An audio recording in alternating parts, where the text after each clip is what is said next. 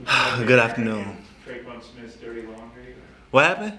You want to say anything about Traquan Smith that he wouldn't want to share? From last week. Y'all lame for posting that too, man. It's funny. Nah, we already had our discussion. So we had our little heated battle in the receiving room. So we worked it all out. What is the conversation in the receiving room about that? I guess the lack of consistent numbers receivers are putting up in this offense. Like, what do you put your finger on to get more production?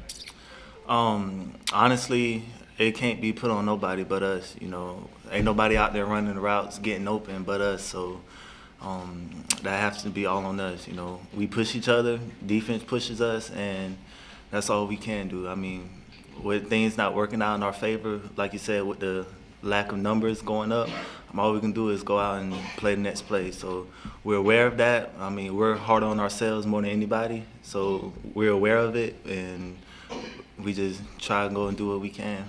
How much is the idea of getting open part of the issue? I mean, we can obviously see when passes aren't completed, but the ones that aren't thrown. I mean, has that been something you guys have been pointing to this year, that guys need to get more open? Yeah, you know, the offense is designed to go to, you know, where the playmakers are, and we can't get the ball to the playmakers. We can't get open, you know. So if defense is going to play us man, then that relies a big part on us of, you know, getting open, catching the ball.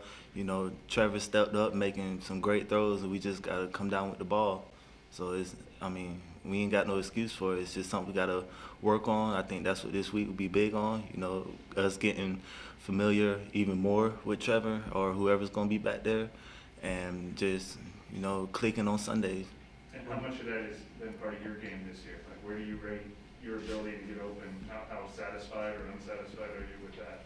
I mean, it's always, you know, you always get better every week, and you know, I'm not happy. I'm sure the team, the other receivers aren't satisfied with how they've been playing. But like I said, I can't speak for them. For myself, I know I'm always gonna get better, whether that's being more disciplined with watching film, being more disciplined, or being more patient, or speeding things up. Just more preparation on my end. When Sean says we'll do some things to scheme better or you know, play call better, is that something you guys feel like is necessary? Do you feel like what's been there is sufficient enough, or do you look forward to him, I guess, adding some wrinkles? I mean, anything that we can use for our advantage helps us tremendously, whether that's, you know, Coach Adamore whatever he's saying he's doing, or that's us on our end watching more film or being more prepared. But any advantage we can use, we'll take it, and that's I guess I can speak for everybody. You know, offense and defense, whatever advantage we use or can get, that's what we'll use. Marquez, what do you think about the possibility of Odell Beckham maybe coming here? Well, everybody know who he is. You know, he's not no little name anywhere. So a lot of, you know, we get it more from the fans than anybody else. You know, try to do our part to get Odell, but you know, Odell's smart. He's gonna go where he feels like he's most wanted, and he's from Louisiana, so you know, everybody wants to come play for his home team, and you know, we'll take him.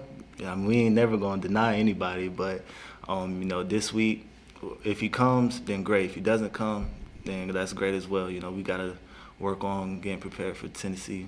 Just as a guy who's watched him, I'm sure you've seen him, you know, for the last 10 years. What do you think about his game? How do you view him? Odell is a great player, you know, even for his size, you know, he's great, whether it's speed, getting open, catching the ball. Obviously, you know, everybody sees the plays, and it's just a great person to be around. I've never met him or been around him, but, you know, his football character and his character personally, you know, everybody has their different views, and I'm not going to go off on them because I don't know him. So until that day comes where I meet him, yeah, I can't really judge him on that. On the separation thing, you mentioned preparation, watching film. What advantages can you get from watching film? And like, is that an area where you feel like personally, like you could do better? Like, is that why you're mentioning it? I mean, was this week 10?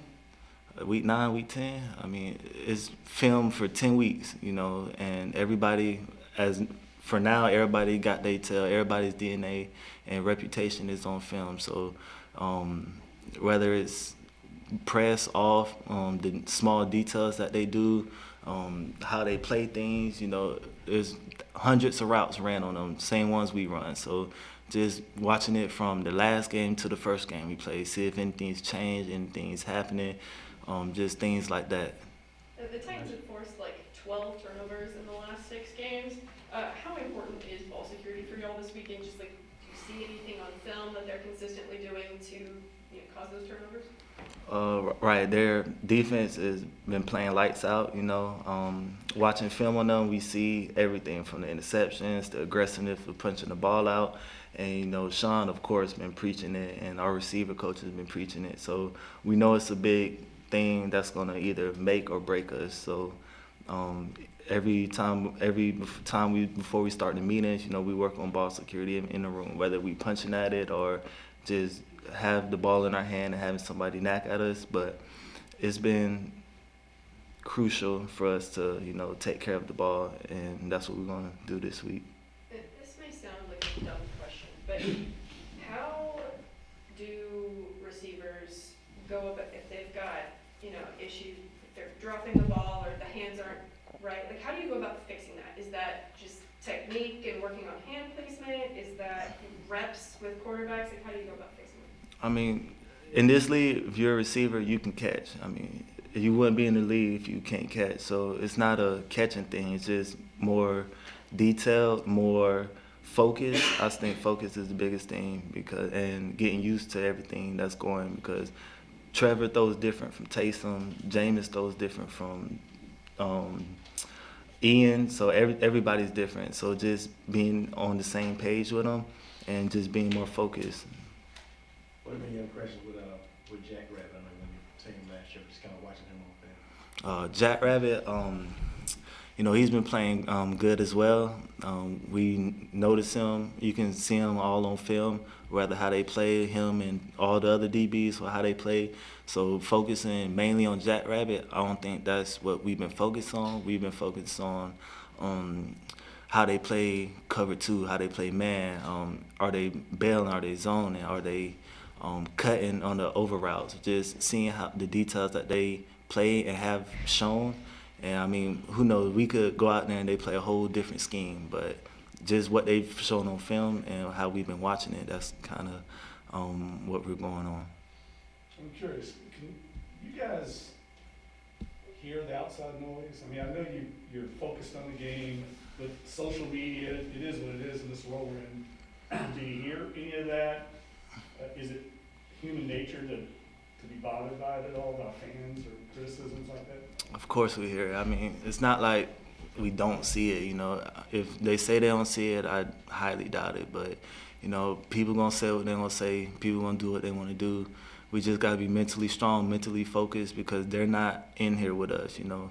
They're not on the field with us. They're not in meetings with us. They're not doing the things we're doing. It's just an outside noise talking on something that they don't know anything about. That's how we look at it. Like, we just go out there, do what we can do. We play for each other.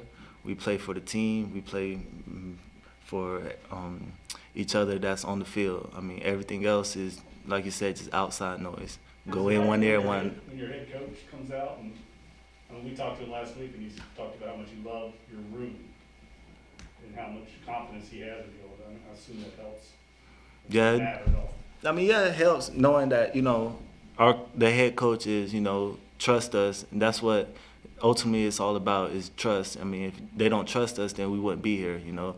Now the thing is, moving forward, how can we trust us even more?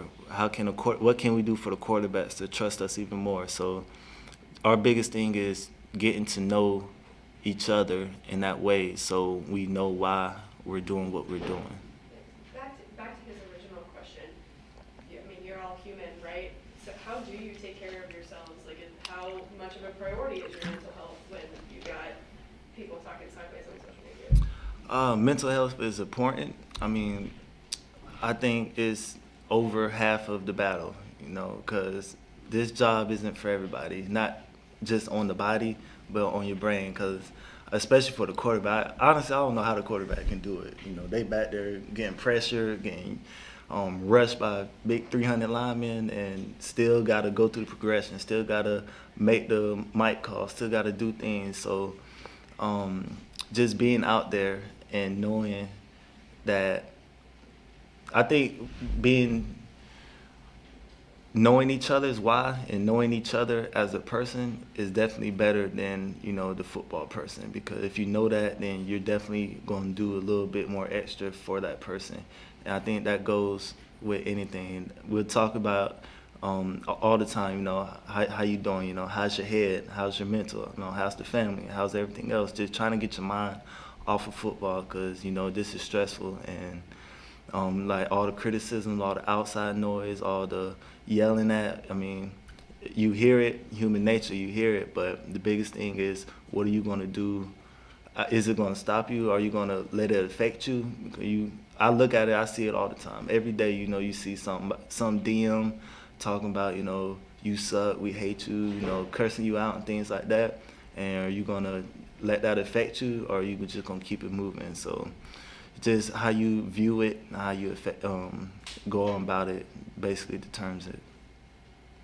People actually DM you that? You'll be surprised. Really?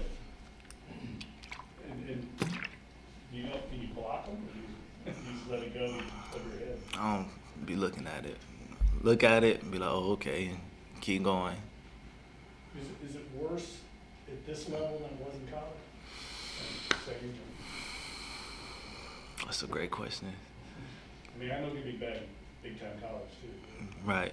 It's gonna happen wherever you go.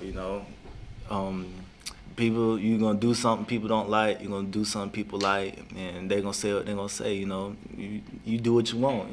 It's social media. Everybody big on social media. So I just see it, laugh about it, and keep going. Cause I don't care. You can say what you want. You ain't gonna affect me. If you know me or don't know me, y'all know ain't nothing gonna really bother me, especially words. Like, I don't care. So is it wasting time and energy? No, nobody ever in public though. Who? Oh, Anybody ever in public? no. Just track one. Oh, yeah. I'm telling you, I'll lame for posting that too. It's live stream, but you're on camera right now, live, man. It's funny, it's getting posted.